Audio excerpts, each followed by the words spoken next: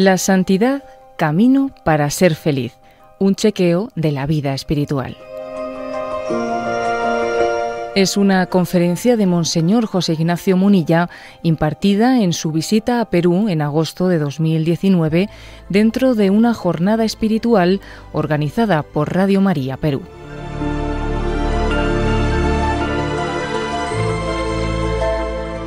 Bueno, yo creo que en cuanto a esta especie de título que habéis puesto, ¿no?, a esta reflexión, el título dice, ¿no?, la santidad, camino para ser feliz. Bueno, pues yo creo que el título se explica de una manera tan sencilla como la siguiente, ¿no?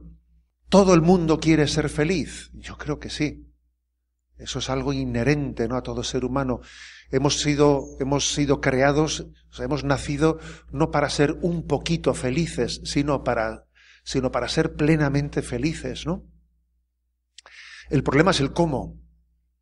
Ese es el problema, el cómo, ¿eh? Ahí es donde ya, pues el hombre ya da muchos tumbos y no nos ponemos de acuerdo. Y cuánto se sufre, ¿no?, por no acertar por ese camino a la felicidad, ¿no? Entonces, el gran mensaje del cristianismo es el mensaje de que la voluntad de Dios para nuestra vida, esa llamada que Dios nos hace a seguirle, a ser santos, coincide al milímetro con ese deseo del hombre de felicidad.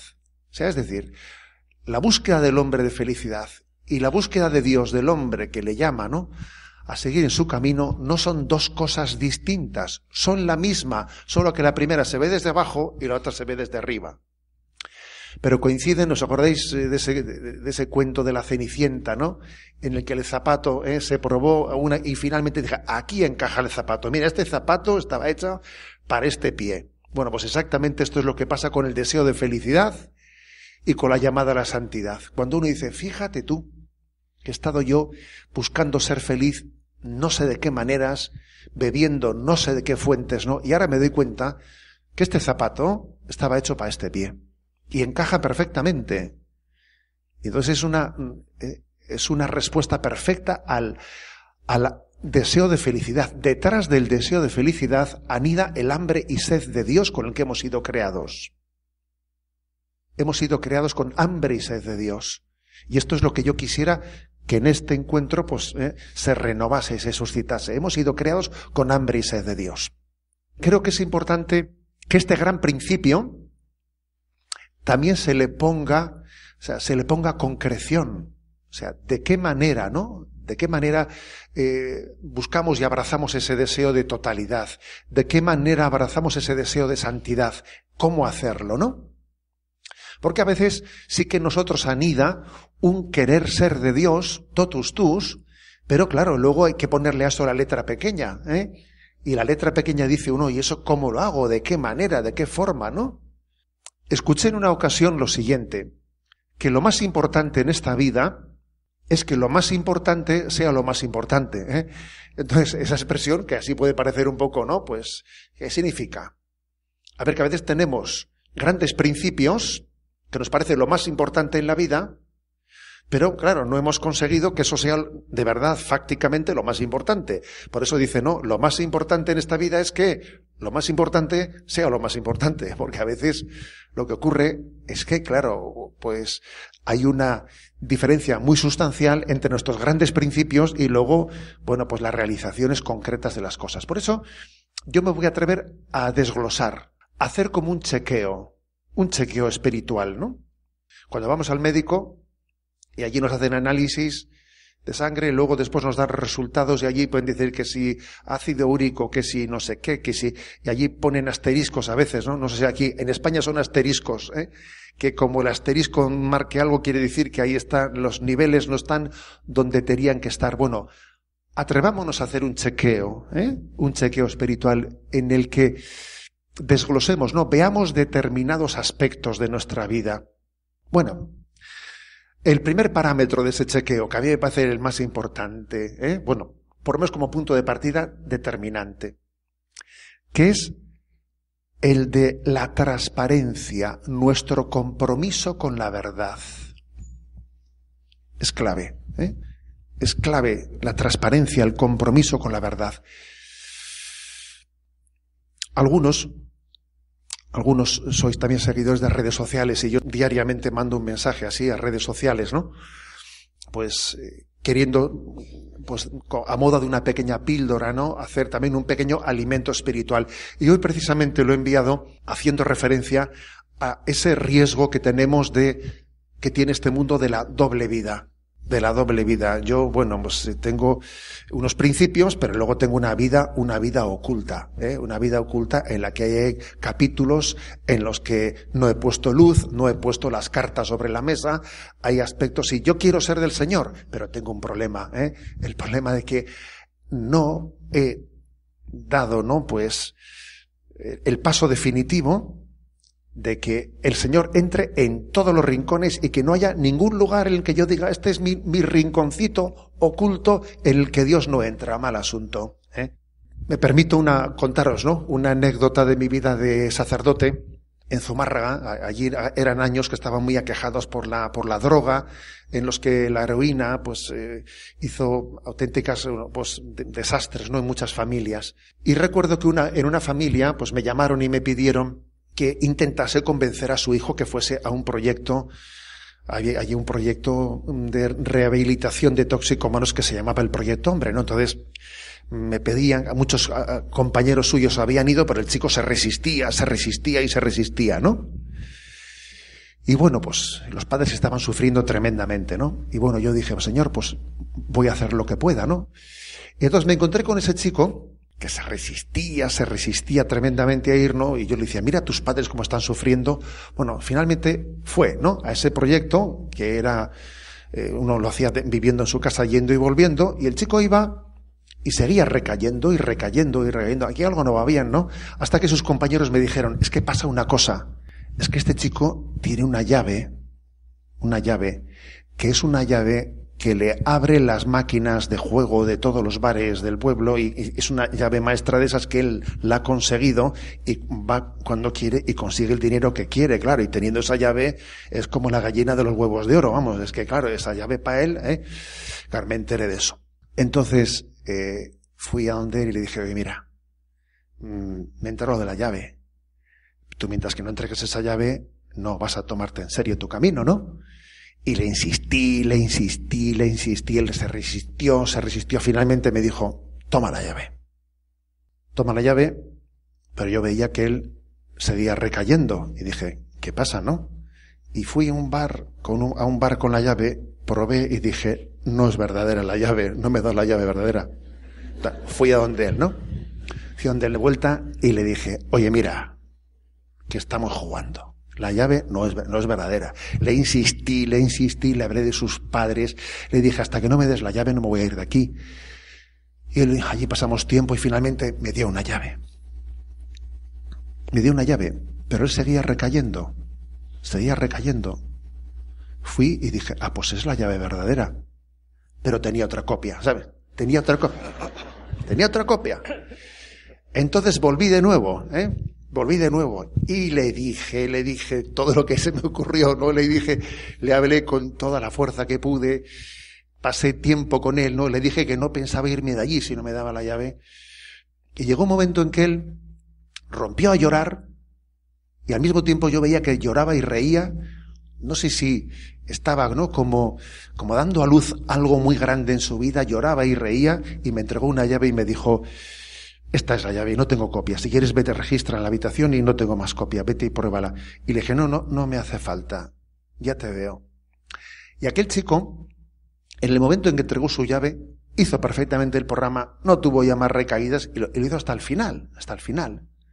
Y cuántas veces he pensado yo en mi vida que aquella llave de ese chico, era como esa especie de lucha que podemos llegar a tener cada uno de nosotros con nuestro compromiso con la veracidad, como diciendo, yo voy a por todas, o tengo una llave guardada en mi vida, o tengo una especie de capítulo en el que no he permitido, ¿no?, que entre una luz definitiva, un tema que no le he puesto encima de la mesa, no como debidamente en el acompañamiento espiritual, en el sacramento de la confesión, haciendo verdaderamente que se haga luz en nosotros, ¿no?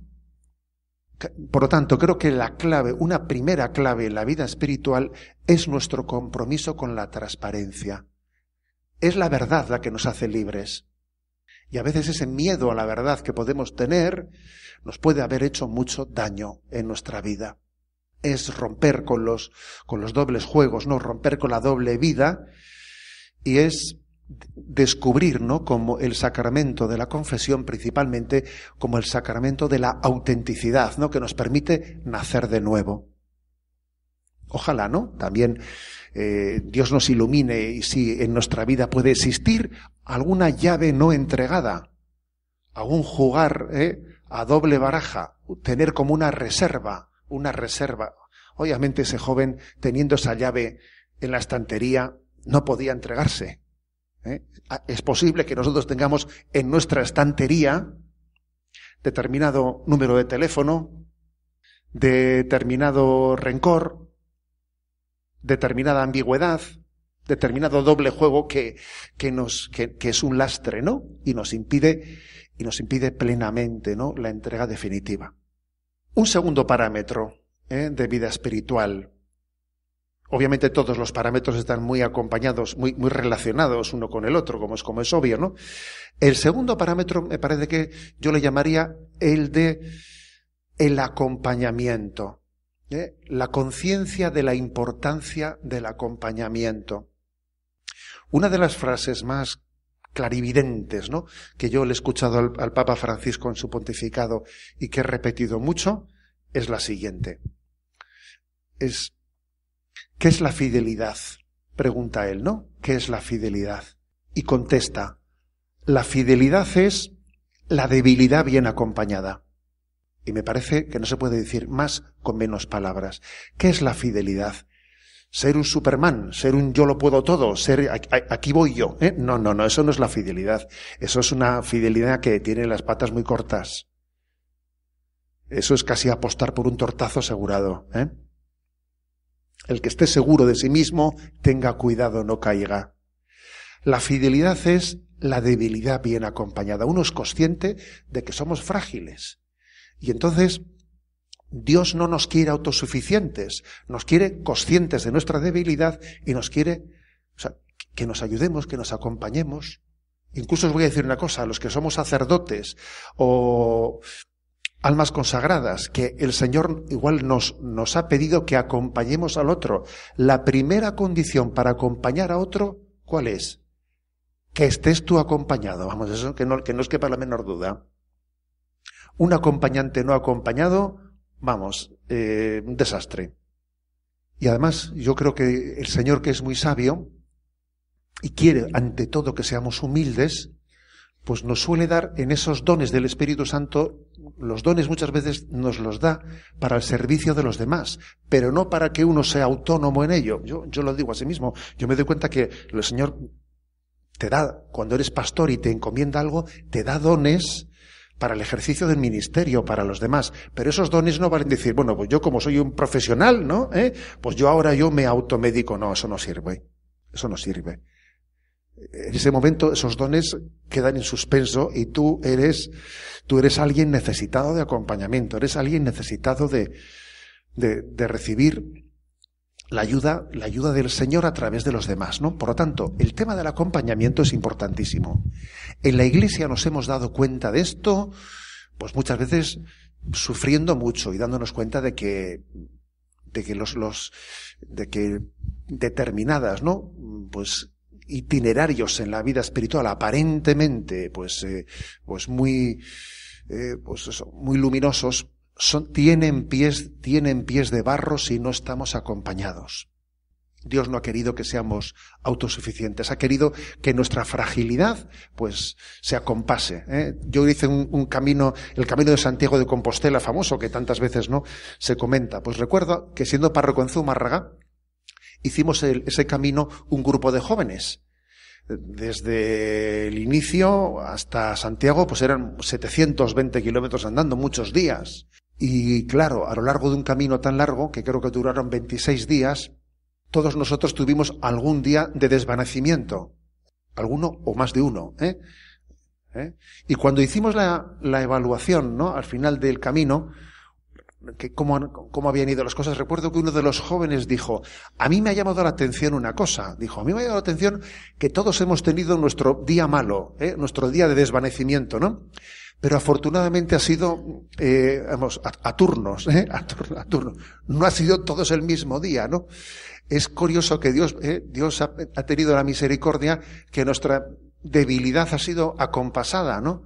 Acompasada. Y eso creo que también forma parte de la verdad en la vida. De la verdad en la vida, ¿eh?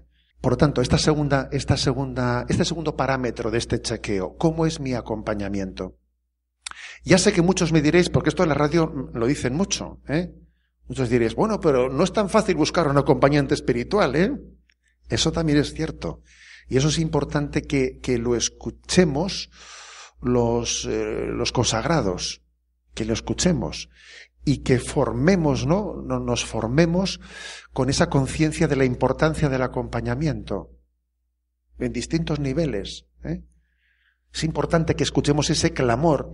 El mundo tiene hambre y sed, ¿no? De quien le escuche, de quien le diga una palabra de discernimiento. Queremos discernir qué quiere el Señor de mí y que alguien también me ayude en ese camino, ¿no?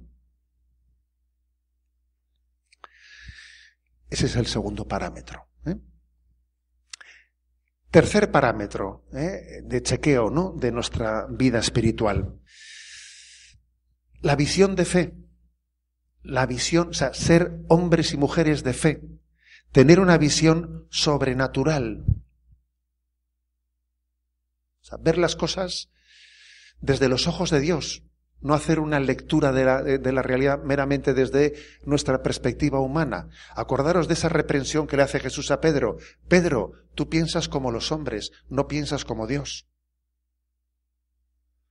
A uno diría, hombre, normal, ¿no? Que piense como los hombres y no piense como Dios. Oye, le ha reprendido. Lo cual quiere decir que se espera de nosotros, por el don de la fe, que tengamos el sentir del corazón de Cristo. Se espera por el don de la fe que seamos capaces de ver, juzgar, sentir, valorar la vida, pues desde los ojos de Dios, desde una visión sobrenatural. Para eso existe el don de la revelación. La Sagrada Escritura, que uno se empape de ella, ¿no? Que aprenda a ver la realidad desde la Sagrada Escritura. A mí me suele gustar, pues, enviar un mensaje a redes sociales poniendo un texto de la Sagrada Escritura que sea iluminador, porque hay acontecimientos, hechos, que la Sagrada Escritura los iluminan. Por ejemplo, esta mañana he enviado, pues, la imagen de alguien que vive una doble vida y que su alianza esponsal se la quita del dedo y la esconde en su bolsillo, como diciendo, yo aquí ahora voy a ocultar mi condición de casado, ¿no? Y la palabra de Juan es impresionante. La palabra de Juan dice, ¿no?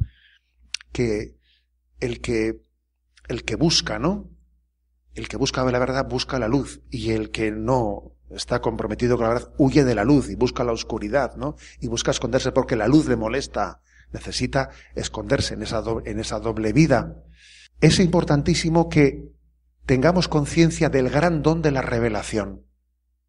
Que conozcamos en profundidad la Sagrada Escritura, que conozcamos en profundidad, ¿no? el magisterio de la Iglesia, la tradición de la Iglesia.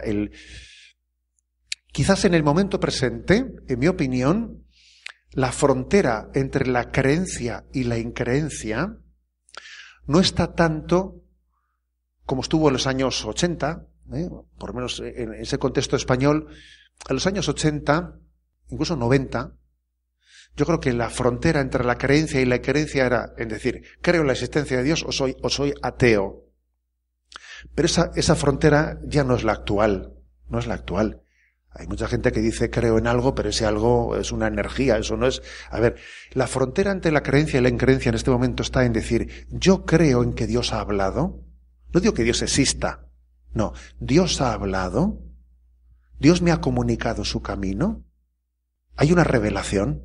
Esa es la verdadera frontera entre la creencia y la increencia. Porque claro, de lo contrario, no creer en Dios o creer en un Dios hecho a tu medida, según tu conveniencia, pues es parecido.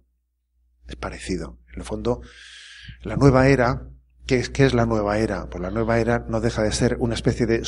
Antes se decía Cristo sí, Iglesia no. Ahora se dice espiritualidad sí, religión no. Que en definitiva, en la práctica, eso en lo que se traduce es de hacer yo mismo, ¿no? Una construcción, pues para sentirme bien, porque necesito paz, relajación, bien, pero a ver, eso tiene poco que ver, ¿no? Con el rostro del Dios que te busca.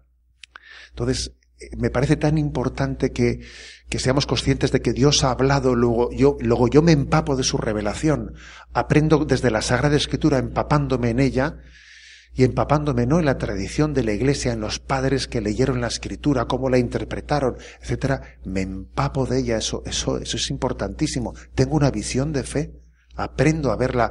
Es que Dios nos haya hablado, que Dios haya mostrado esa visión de las cosas y tengamos la Biblia perfectamente colocada, ¿no? En una estantería, eso es un drama, hombre.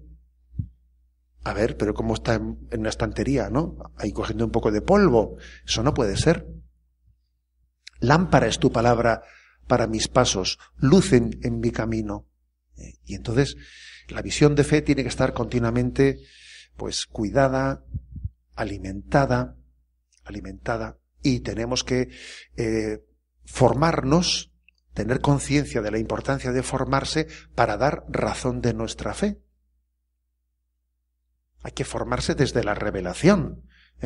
Una revelación que al mismo tiempo digamos, bueno, a ver de qué manera esto lo explico a la gente y lo digo con palabras que me pueda entender el mundo, ¿no? Y aprender también, pues eso, pues lo que es dar razón de nuestra fe, la apología, cómo salir al paso de las dudas del hombre y la mujer de nuestro tiempo, del joven de nuestros tiempos. Eso es muy importante. De ahí, por ejemplo, que la labor de Radio María, ¿no? O sea, en este momento de la vida, os voy a hacer una confesión, que ya sé que no es dar muy buen ejemplo, pero bueno, pero digo también la verdad de mi vida. A mí, en este momento de la vida, la verdad es que no leo lo que yo debiera de leer, porque la vida, claro, el tiempo que tú quisieras tener para poder leer, y es muy importante formarte y no vivir de las rentas, ¿no? Sino tú actualizar tu formación, etcétera, etcétera. Pues claro, no lo tienes, o igual también mea culpa, no lo aprovechamos como Dios manda, porque a veces nos quejamos de que no tenemos tiempo y luego cuando lo tenemos no lo aprovechamos bien. Vamos a decirlo todo, Pero iba a decir que muchas veces yo me alimento en gran medida de conferencias interesantes que se han dado en Radio María. Y le pido, oye, como tengo mis influencias ahí con el director, le digo, pásame las conferencias interesantes. Y cuando voy en coche, allí que las voy poniendo. Ahí que las voy poniendo y bueno, pues suplo un poco, ya sé que no es exactamente lo mismo que leer, ¿no? Pero bueno, suplo un poco mi lectura deficiente, ¿no? Entonces, claro que también Radio María hace una gran oferta, ¿no? Para que podamos tener esa visión desde la fe, esa visión sobrenatural. Tenemos que formarnos, tenemos que beber, ¿no? De esa fuente de la revelación. Ser enamorados de la Sagrada Escritura y una cosa más, ser enamorados de los padres de la Iglesia, de los santos padres de la Iglesia, que son los mejores exégetas e intérpretes de la Sagrada Escritura, y de los santos. ¿Quiénes han sido los mejores teólogos? Los santos padres. ¿Quiénes son los mejores exégetas? Los santos. Déjate de historias. Un punto más. Otro parámetro, ¿no? Pongamos el cuarto parámetro. El cuidado del tono de nuestra vida, mi tono interior, mi tono de esperanza. Cada uno también la radio se sintoniza, ¿no? Ahí dice 97.7 FM y 580 AM, ¿no? A ver, hay una sintonía, hay un tono interior, ¿no? Hay un tono interior que es importante que uno lo mida, tome el pulso a su tono interior, porque ocurre que, claro, pues que el tentador quieto no está, El tentador no está quieto. Y entonces, bueno, pues puede ocurrir que dependiendo del momento y de la fase de nuestra vida, hay veces que el tentador, pues, puede pretender en nosotros sembrar presunción, ser presuntuosos, ¿no? Pensarse que me como el mundo. Eso es más propio de la primera fase de la vida, ¿sabes? En la que uno es más fácilmente tentado de presunción. Allá voy yo, que me pienso que yo voy a ser capaz, ¿no?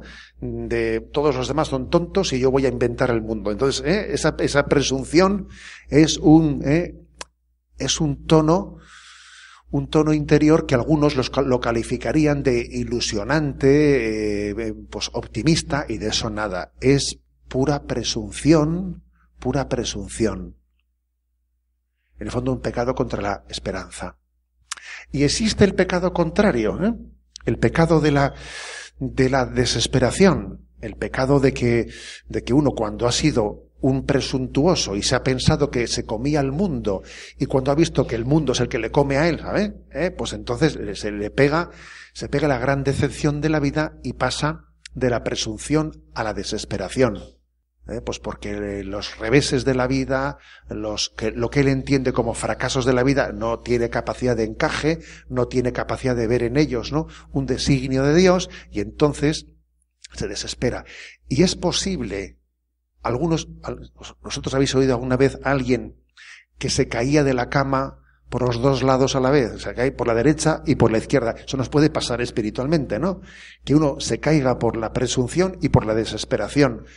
Eso ocurre en la vida espiritual, que uno, por presunción, en un momento determinado de su vida cae, o también por desesperación. El santo cura de Ars decía él, una frase que también envié, ¿no?, en las redes sociales, decía, ¿no?: en la vida he tenido que luchar más veces contra la desesperación que contra el orgullo, o la presunción, ¿no? Decía el santo cura de Ars eso. Ojo, que hay de los dos tipos de tentaciones. Pero posiblemente, si yo pudiese hacer una encuesta ahora, ¿no?, con todos los radioyentes que están escuchando esto, o con los que estáis aquí en la sala, vuestra tentación, digamos, tal y como la percibís, tal y como la percibimos, ¿qué os parece que somos tentados ahora mismo más? ¿De presunción o de desesperación? Posiblemente, como el cura de Ars, diríamos lo mismo, que posiblemente es más fácil la tentación de desesperación, Pero sin embargo es muy importante que sea la virtud de la esperanza la que aquilate nuestro tono interior. Ni optimismos ni pesimismos, porque ni el optimismo es cristiano ni el pesimismo es cristiano, sino saber que Cristo es el Señor de la historia y Él va aquilatándonos, ¿no? Es impresionante ese pasaje de Juan 21, cuando el Señor le dice a Pedro: Pedro, cuando eras joven tú mismo te ceñías e ibas a donde querías. Que es como le dijese: hacías muchas cosas, pero hacías lo que te daba la gana, O sea, en el fondo, hacías muchas cosas por mí. Hacías muchas cosas por mí, pero también hacías lo que te daba la gana, O sea, lo hacías a tu manera, todo a tu manera, a tu modo, Pero cuando seas viejo, otro te ceñirá y te llevará a donde no quieras. Tú ven y sígueme. Me parece que es un texto evangélico potente donde los haya. Veraz, ¿no?, que pone la verdad de nuestra vida diciendo: a ver, es que la verdad de nuestra vida consiste en que las cosas, en que yo tenga la esperanza en que es Dios el que va configurando mi vida. Es el Dios el que me va llevando adelante, ¿no? Las cosas no son como yo soñé de joven. Las cosas así han sido completamente distintas. Pero en el fondo, digamos, y en la forma, han sido infinitamente mejores de los que yo lo hubiese hecho. Dios lo ha hecho mejor. Yo confío en sus caminos, en su modo. Tengo esperanza que el que comenzó la obra buena, Él la va a llevar a término. Entonces tengo esa firme esperanza, ¿no? Decía Chesterton con mucha gracia, ¿no?, que el cristianismo a lo largo de la historia de 2000 años ha muerto varias veces, pero ha resucitado otras tantas, ¿no? Porque nuestro Señor nos enseñó el camino para salir del sepulcro, del sepulcro. Entonces, bueno, creo que esta es la virtud de la esperanza, saber que Él es el Señor de la historia, y por lo tanto eso se tiene que notar en nuestro tono interior. Nuestro tono interior no puede ser languideciente, no puede ser pesadumbroso. O sea, nuestro tono interior tiene que ser consciente de que Cristo es el Señor de la historia, Él lleva adelante esta gran batalla, y esto va a llegar a buen puerto. Yo no sé muy bien cómo, no sé muy bien cuándo, no sé muy bien qué purificación tendrá que haber por medio, ¿no? Pero yo tengo el tono interior propio de la esperanza de saber que es suya esta batalla. Lo cual, fijaros mucho, pues el que tiene esperanza tiene paciencia. El que tiene esperanza tiene paciencia. Porque sabe que no es su carne y su sangre, ¿no?, la que tiene que llevar adelante la historia de su vida, sino sabe que el Espíritu lo va a llevar y tiene paciencia, sabe esperar las horas de Dios, sabe esperar los momentos de gracia. Un parámetro más para medir el chequeo, ¿no?, el chequeo espiritual de nuestra vida, esa salud espiritual de nuestra vida. La caridad, ¿no?, y especialmente, ¿no?, el celo apostólico. Yo diría que el celo apostólico es casi la cumbre de la caridad. Es la cumbre de la caridad. Porque cuando amamos al prójimo, es curioso que cuando aquel escriba le preguntó al Señor, Señor, ¿cuál es el mandamiento principal? El Señor hizo un poco trampa, porque le respondió, el mandamiento principal es amarás al Señor sobre todas las cosas, y el segundo es, diciendo, si no te habían preguntado por el segundo, dice, sí, pero yo lo meto también, O sea, al Señor le preguntaron por el principal, pero metió, pues un adosado en su respuesta, ¿no? Obviamente, el Señor hizo ese añadido a esa pregunta porque Él era consciente de que esa caridad, ese amor a nuestro prójimo es el que autentifica nuestro amor a Dios, ¿no? Dice la carta de San Juan de una manera contundente, el que no ama a su prójimo al que ve, ¿cómo va a amar a Dios al que no lo ve? Es imposible, ¿no? Nuestro amor es encarnado o no lo es, ¿no? Y San Ignacio de Loyola, nuestro patrono, dice, ¿no?, el auténtico amor se manifiesta mucho más en las obras que en las palabras. Y además, cuanto más concretitas, mejor, mejor. Cuanto más sencillas, mejor, En nuestra familia se cuenta una anécdota, ya de hace bastante tiempo, de nuestra abuela, que en los tiempos allí, digamos, duros también de la guerra civil española, etcétera, ¿no?, pues tiempos muy duros, pues nos contaba la historia de que había una familia bastante pudiente que estaba buscando, contratar a alguna persona de servicio. Y claro, pues entrar a trabajar, esa casa pues era deseado por muchas personas, ¿no? Y allá que fue, ¿no? Nuestra tía abuela era, ¿no? Allá que fue, y habían llamado a muchas chicas pues para seleccionarlas, ¿no? Y ella, pues en aquella entrevista, debió de ir por el pasillo, entonces vio que había una escoba caída y ella pues cogió y puso la escoba de pie, ¿no? Y fue allí a la habitación para tener la entrevista y le dijeron, has quedado tú elegida porque has levantado la escoba, le dijeron a ella, ¿no? A ver, es curioso, ¿no? Pero se les había ocurrido poner aquí, vamos a ver aquí quién es el más práctico, el más concreto, vamos a dejarnos de historias, quién es el que es capaz de comenzar por lo pequeño. Y ella le pareció que era de sentido común, estoy en una casa, bueno, voy a levantar la escoba, ¿no? Y entonces creo que es una buena imagen de lo que es la vida. A ver, el Señor quiere que, como un parámetro clave de nuestra vida espiritual, que nos entreguemos a lo concreto, a lo pequeño, a lo que está en nuestra mano. ¿Por qué? Porque eso es un don para el olvido de nosotros mismos. La caridad es la que nos permite olvidarnos de nosotros mismos. El cielo será el olvido de nosotros mismos por amor a Dios. Y el infierno será estar rodeado de una sala de espejos.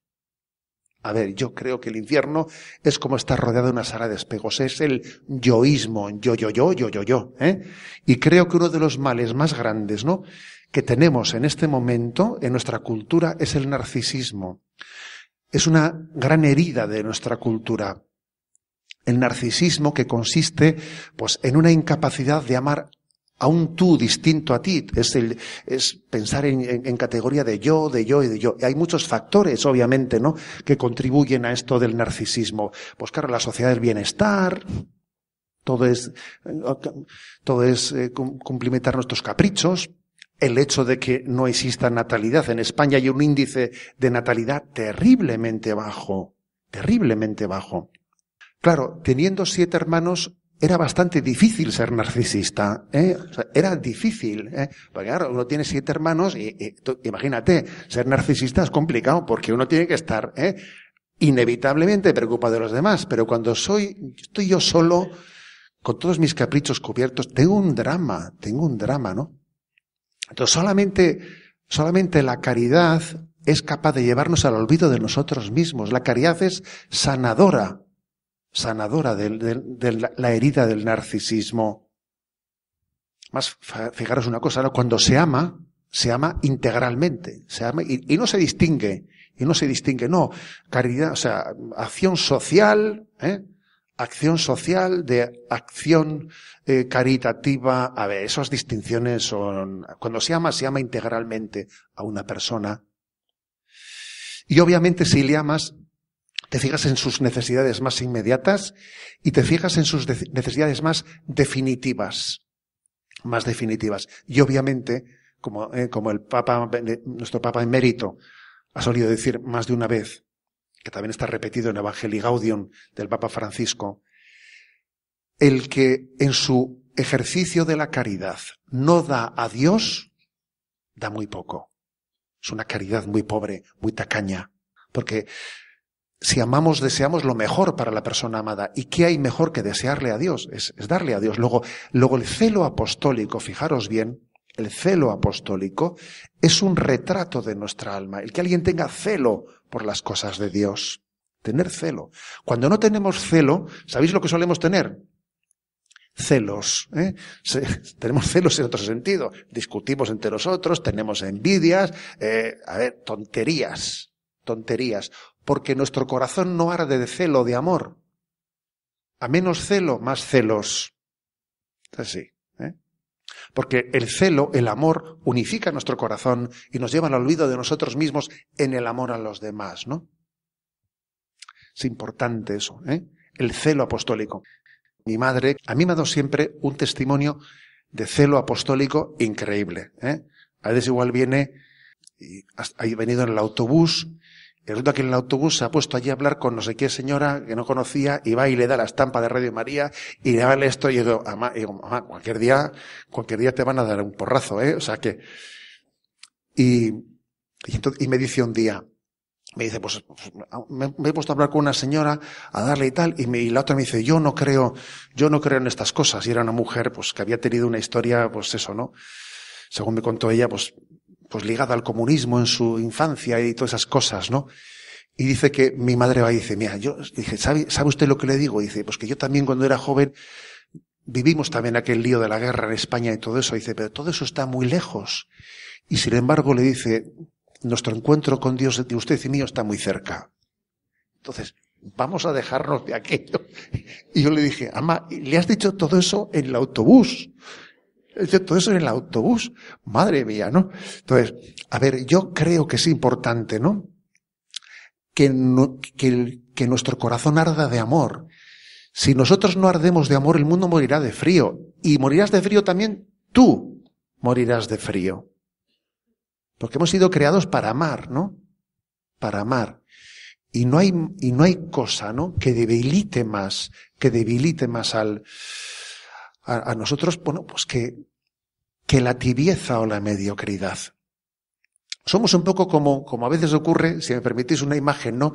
Como esos perros de caza, un perro de caza que ha sido entrenado de pura raza, pues para la caza no sé, pues de las palomas, de las becadas, o no sé qué tipo de ave tendréis por aquí, ¿no? Pero claro, tú si a ese perro de caza,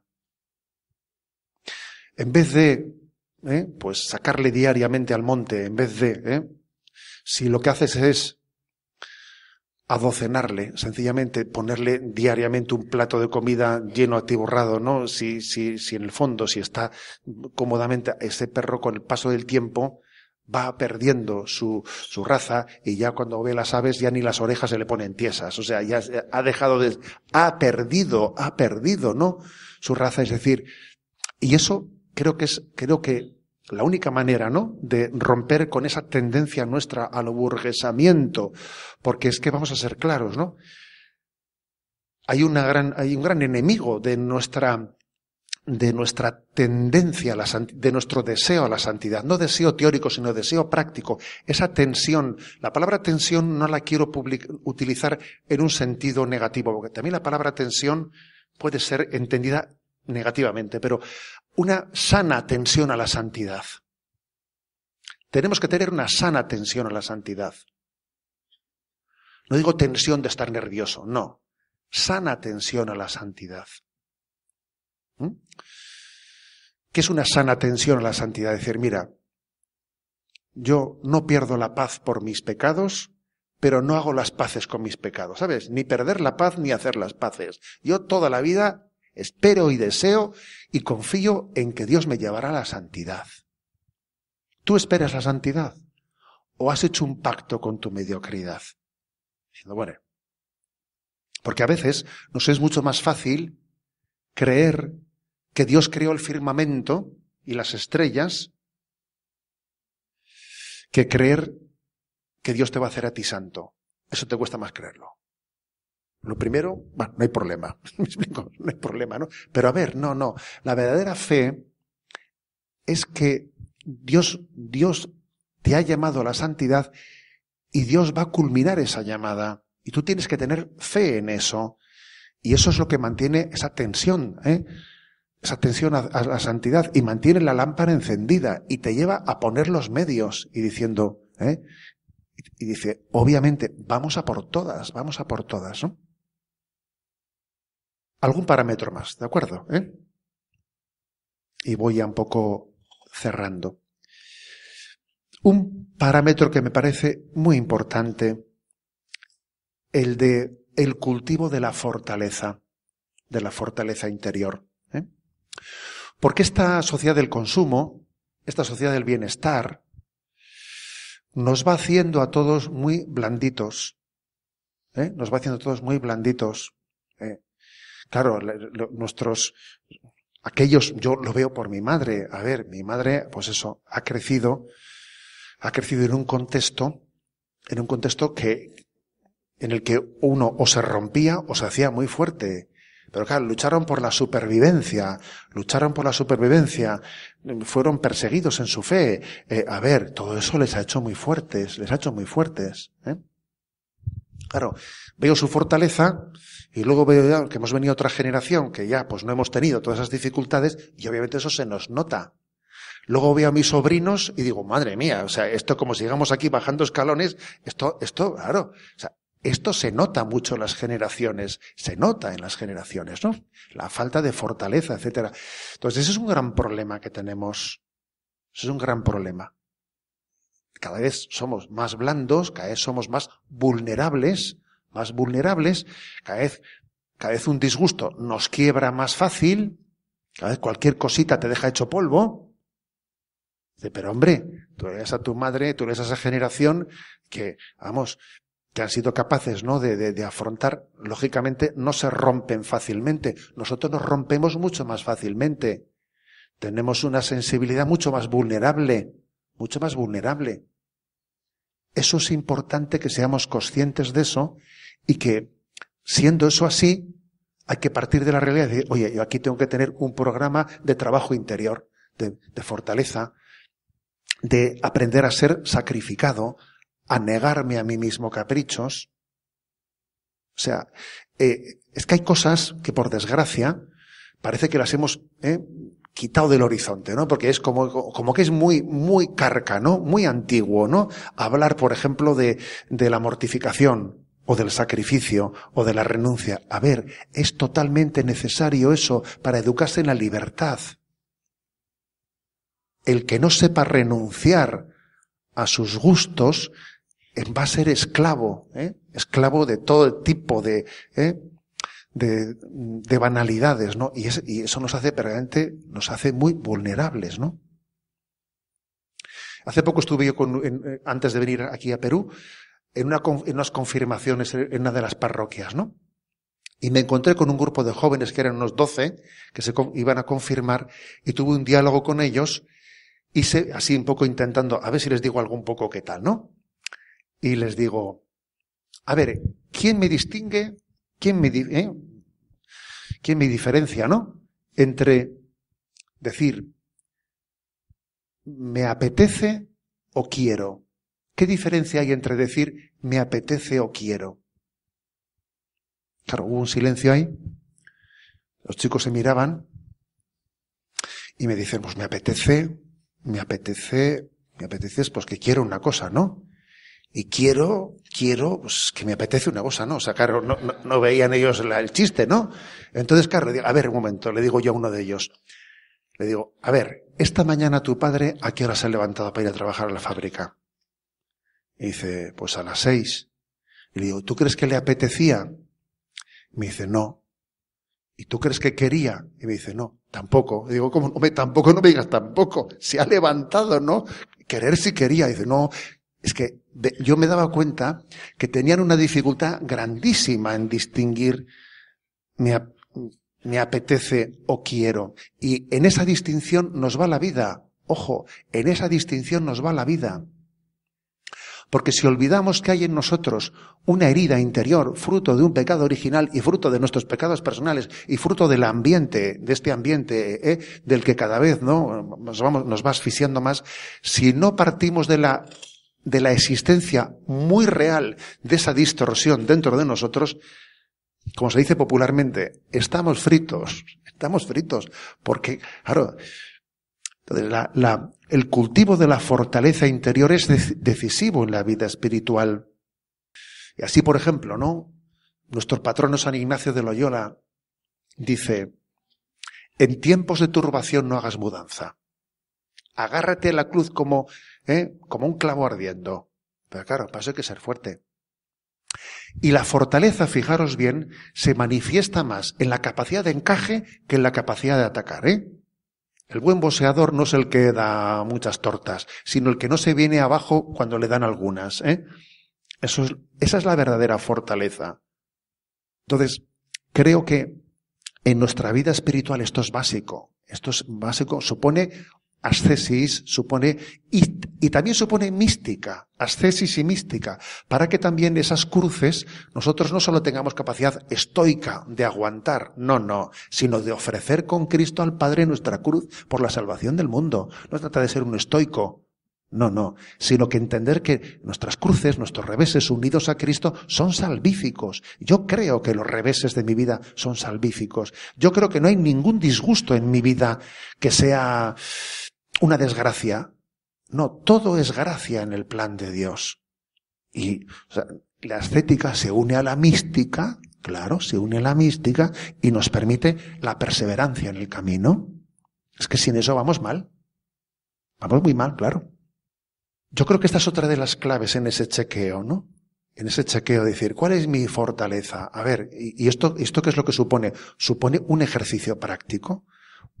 Un ejercicio práctico, pues, de saber, pues negar nuestros caprichos, ofrecerlos al Señor, ofrecerle al Señor, pues nuestros reveses, nuestras cruces, decir muchas veces en mi vida, Señor, lo acepto esta situación, esta cruz, la abrazo, no solo la acepto, la abrazo, la ofrezco, junto al sacrificio de Cristo, y claro, de manera que todo acontecimiento en nuestra vida termine siendo salvífico. En definitiva, son, digamos así, muchos, ¿no? los parámetros de ese chequeo. Seguro que a veces uno dice, cuando vas al médico seguro que te busca algo, porque claro, yo iba allí porque me tocaba hacer la revisión y sales que te han buscado no sé qué. Bueno, pero bendito sea Dios, porque creo que es importante no ante Dios no únicamente movernos por lo que a mí me parece que es mi problema, sino dejar que Él también amplíe el panorama y me haga ver más aspectos de mi vida espiritual a los que yo quizás no les presto la debida atención. Y a veces nos suele ocurrir que yo creo que tengo un problema y solo me fijo en ese momento. Igual Dios te dice, oye, pues yo te veo otras cosas, en las que tú no te fijas, Y entonces es bueno ese chequeo de vida espiritual y es bueno permitir ver nuestra vida, ¿no?, a los ojos de la luz del Señor. Finaliza en Radio María esta conferencia de Monseñor José Ignacio Munilla, titulada La santidad, camino para ser feliz, un chequeo de la vida espiritual. La impartió dentro de su visita a Perú en agosto de 2019, dentro de una jornada de espiritualidad organizada por Radio María Perú.